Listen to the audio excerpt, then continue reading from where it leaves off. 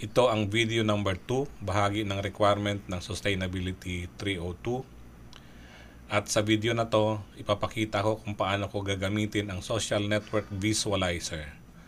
Ang software naman nito ay ginagamit para makita ang mga ugnayan at network ng mga individuals o maging ang ugnayan ng iba't ibang objects katulad ng mga websites. Sa pamamagitan ng mga graphs, makikita ang iba't ibang mga metrics ng relationships tulad ng density, diameter, connectedness, clustering coefficient, reciprocity at iba pa. Ang tawag natin dito ay social network analysis. Ang software nito ay libre na ida-download sa www.socnetv.org. So ito yung software. Ito yung makikita natin kapag na-install na natin at gagamitin na. So para sa paggamit ko nito, gagamitin ko lang yung random network para siya na mismo mag-generate ng isang network. So scale free, gagamitin ko lang para medyo maliit, 20 nodes. Ang nodes ay kung ilang yung bahagi ng network. Yan. So makikita natin dito 20 nodes, merong Barabasi-Albert model. Yan. At dito, kapag inanalyze na natin to, makikita natin yung iba't ibang graph.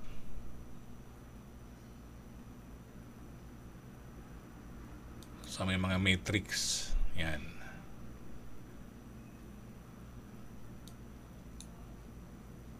Ng relationships nitong network nito.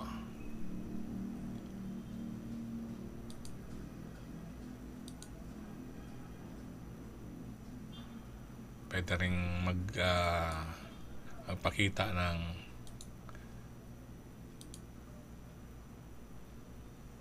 iba't ibang matrix.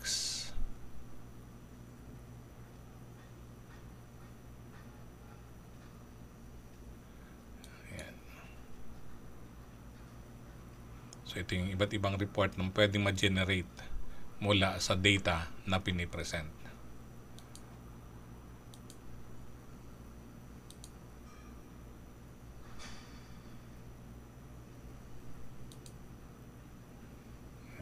So yun yung pinapakita. So mula dito, yung degree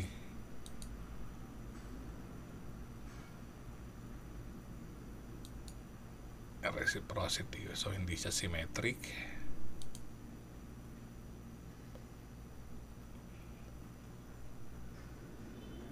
Pwede ring census kung meron. So mapapansin natin, ang data nito, yung number 1, so iba't ibang grupo. So there are 20 groups na na-develop. 18 yung members sa group sa number 1. So yung pinakamaliit ay 18, nag-iisa siya. Number 20, dalawa lang. So 18, yung number 6 ay andun lahat ng 20.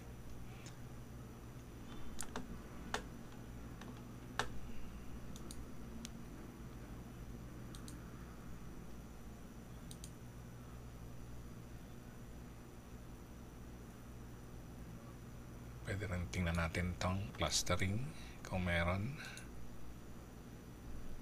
Wala.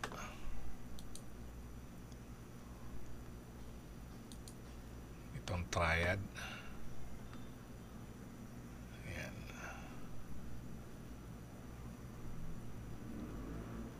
So triad within a network kung meron. Kung anong klaseng triad.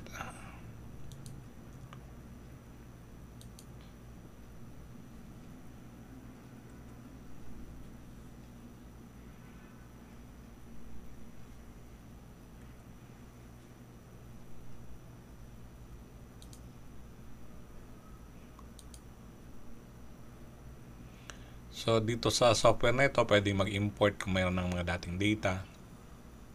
At ang ginawa nga natin dito, nag-create lang tayo ng random network. Tapos yung mga reports ay pwedeng export sa PDF, export to image para sa reporting. Iba pang information sa network analysis. So ito, iba't iba. Yung cohesion, gaano ba ka-connected yung mga tao o yung objects.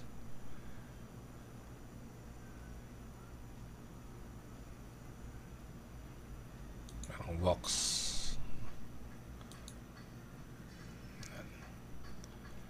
So iba't ibang reports.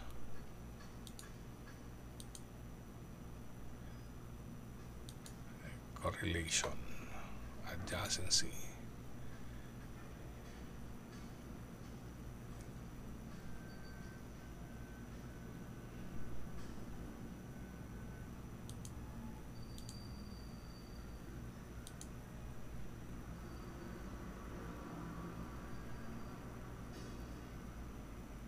Tayo mag-add ng node. So ang ginawa ko lang kasi 20. So pwede tayong mag-create ng additional kung gusto natin. And then kung kanino isentro, sinong magiging star.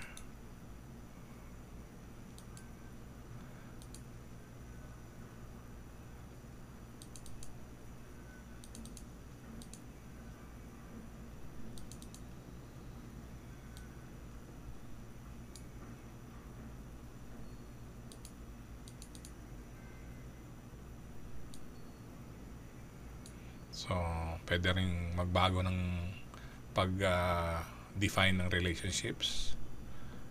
So, halimbawa ito.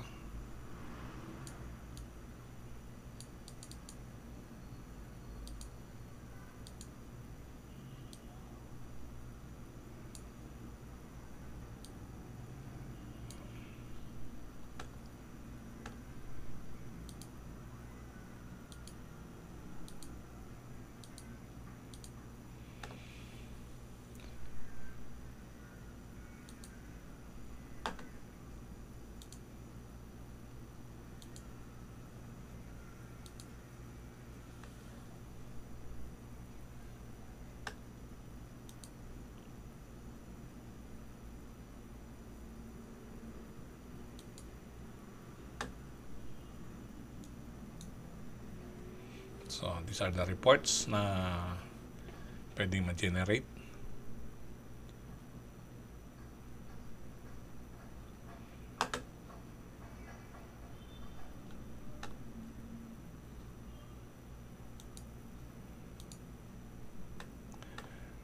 Para makita natin yung isa pang random network, small world.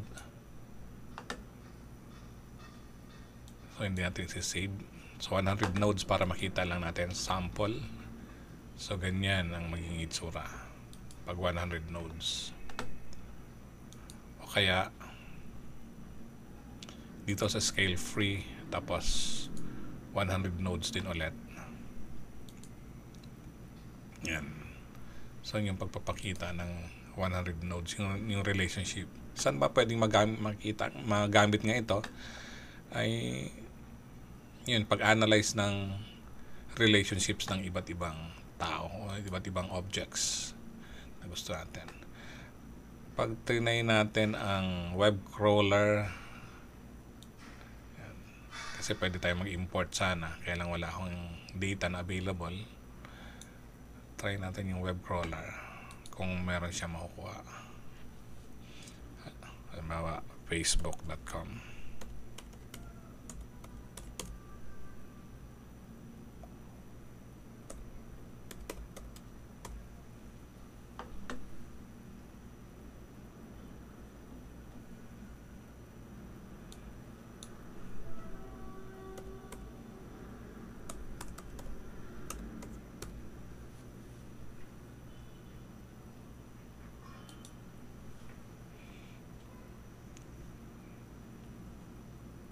So, mula sa isang website, yung links pinapakita.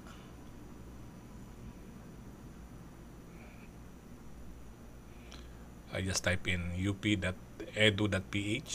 So yun yung mga relationships niya with other networks. Yan. At yun, may mga ilang errors, but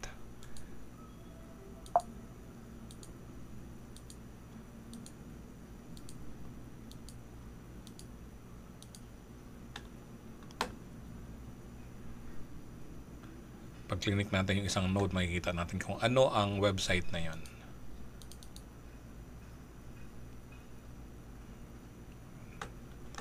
Okay. Let's close this.